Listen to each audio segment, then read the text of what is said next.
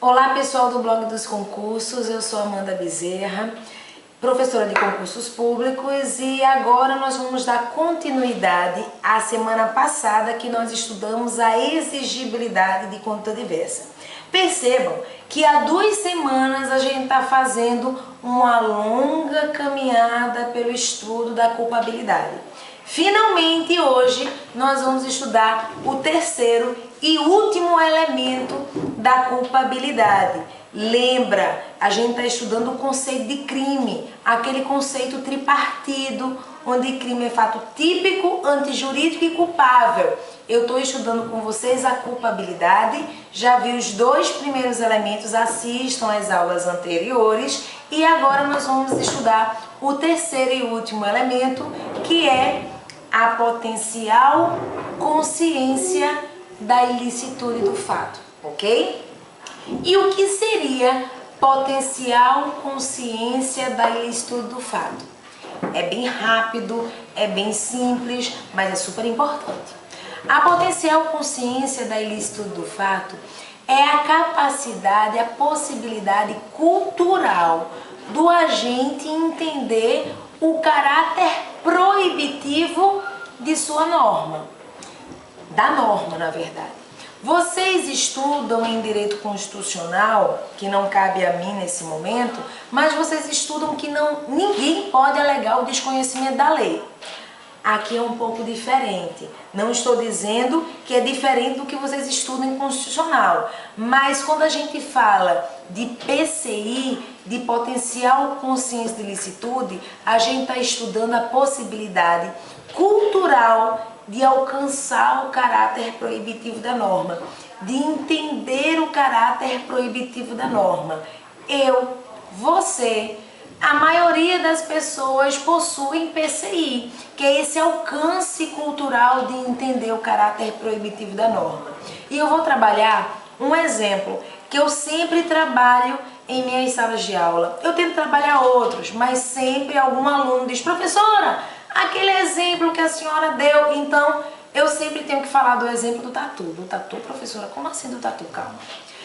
Quem é do interior? Eu sempre pergunto, eu sou do interior.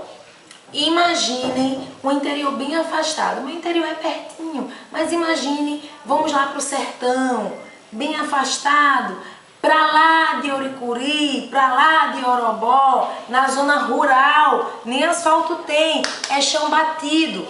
Um agente ambiental está em seu carro, o carro quebra por volta de 10h30, perto das 11 horas do dia. Vocês sabem que o sol do sertão é um sol muito ameno, né? A gente nem sente o calor no sertão. E aí ele liga para o reboque diz: não, você está onde? Ah, tô para lá de Uricuri. Tá bom, a gente chega, daqui a umas 6 horas a gente chega. Ele pensa: meu Deus do céu, eu vou morrer de insolação, vou morrer desidratado aqui. Sabe uma coisa? Eu tô avistando um vilarejo aqui pertinho e eu vou me apresentar. Vou dizer que sou funcionário público e vou pedir para guardar a sombra. E ele bate a porta, se apresenta como funcionário público, que você vai saber quando você passar o maior orgulho de falar: eu sou funcionário público. E ele diz: eu sou funcionário público, explica toda a situação e pede para guardar na sombra lá do terraço do cidadão.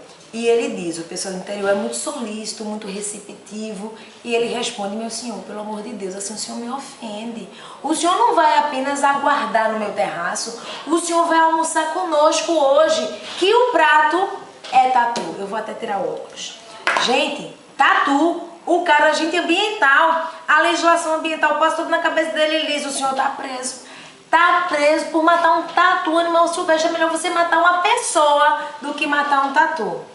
Ele não entende mesmo o que o rapaz está falando, diz: olha, senhor, eu acho que o sol de Oricuri, né, já está afetando aí o seu juízo. A gente sabe que existem alguns animais que a gente não pode matar. A onça pintada, o jacaré de papo amarelo, O mico-leão dourado, sei que ele ainda existe, né? A ararinha azul, mas tatu? Não, meu senhor, tatu não, ele tatu. Aqui dá de bolo, dá de monte. É mais fácil eu encontrar um tatu na panela do que um bode guisado. Meu avô já caçava o tatu, ensinou ao meu pai. O meu pai me ensinou. E eu já estou ensinando a meu filho de 5 anos a pegar a caça. Aí passa o meninote descalço com o cachorro, porque o cachorro ajuda na casa do tatu, com um tatuzinho pendurado pelo rabo, gritando: mãe, peguei mais um. Minha gente, veja toda a situação. Esse cidadão que nunca saiu desse vilarejo, onde ele caça o tatu há anos, há gerações, ele até sabe que existe uma lista proibitiva. Mas ele não tem como saber que o tatu que ele come todos os dias faz parte dessa lista proibitiva. Então observe que essa é uma situação, óbice, cultural, ok? Ele não entende por uma questão cultural. Ele sabe o que ele está fazendo, mas por uma questão cultural, ele não consegue entender o caráter ilícito de sua conduta. Essa pessoa age com erro de proibição. Erro no direito penal é o desconhecimento de proibição, desconhecimento do caráter proibitivo da norma. Mas ele desconhece por uma questão cultural, ok? É o erro de proibição.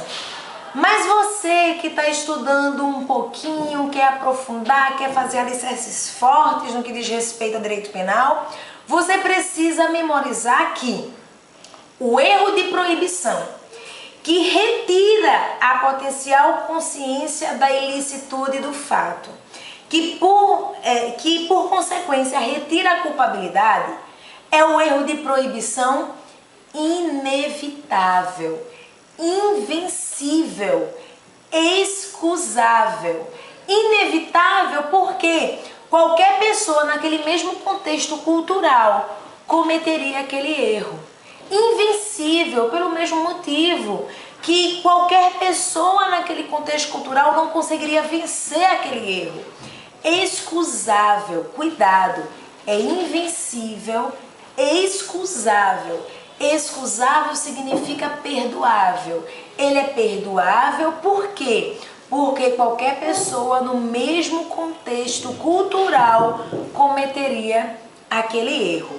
Esse erro exclui o PCI, a potencial consciência da ilicitude do fato, e consequentemente exclui a culpabilidade. Caiu também numa prova de tribunal a situação de um amigo brasileiro que chamava o amigo argentino para passar as férias no Brasil.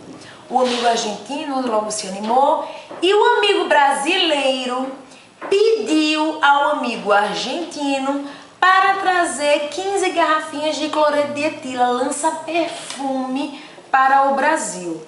A questão deixa claro que essa substância é vendida livremente na Argentina e que o argentino não conhecia a proibição da substância no Brasil. E atendendo ao pedido do amigo, ele tenta entrar em território nacional com as 15 garrafinhas de lança-perfume. E a questão conclui.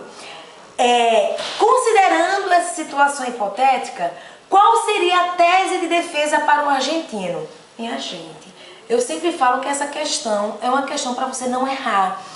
O concurso que trouxe essa questão estava dizendo: nós estamos precisando de você, não erre a questão. Não erre a questão por quê? Porque a questão disse que ele desconhecia por uma questão cultural a proibição da substância no Brasil.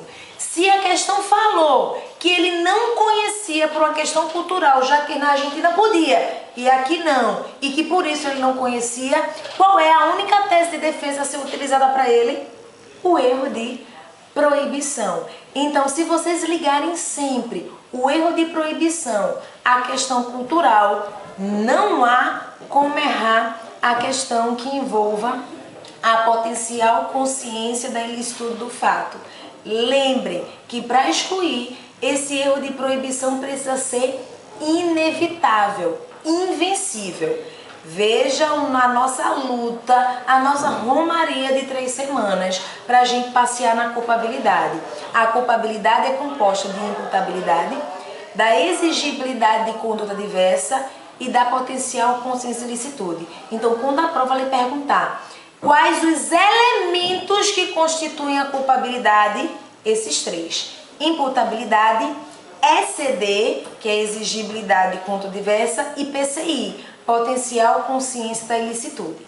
Agora, a questão pode lhe perguntar sobre as causas de exclusão da culpabilidade, também conhecida por dirimente penal. Esse nome é um pouco estranho, dirimente penal. É causa de exclusão, que você já trabalhou nessas 3 semanas. Quais são as causas de exclusão da culpabilidade? Primeira, vamos voltar 3 semanas atrás. Inimputabilidade. E vocês viram as causas de inimputabilidade. Vamos voltar uma semana atrás. Inexigibilidade de conduta diversa, obediência hierárquica, coação moral irresistível. E hoje você aprende o erro de proibição. O erro de proibição inevitável, invencível, excusável. São esses os principais pontos que constituem aí a culpabilidade. Vocês precisam agora fazer um pouco de questões, algumas questões para vocês fixarem a matéria e lembrem-se de todos os requisitos e conceitos de cada elemento constitutivo. Lembra desse nome, dirimente penal. O aluno, o candidato às vezes só decora causa de exclusão da culpabilidade. Aí a prova cobra dirimente penal. Você está esquecida dentro de quê? De nada. Adiantou de que assistir às aulas?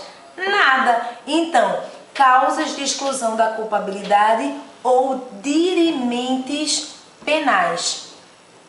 Concurseiros, agora que vocês estão assistindo a 3ª aula, fica o compromisso de assistirem às 3 contínuas para vocês fecharem o raciocínio e fazerem aí um bom esquema de estudo.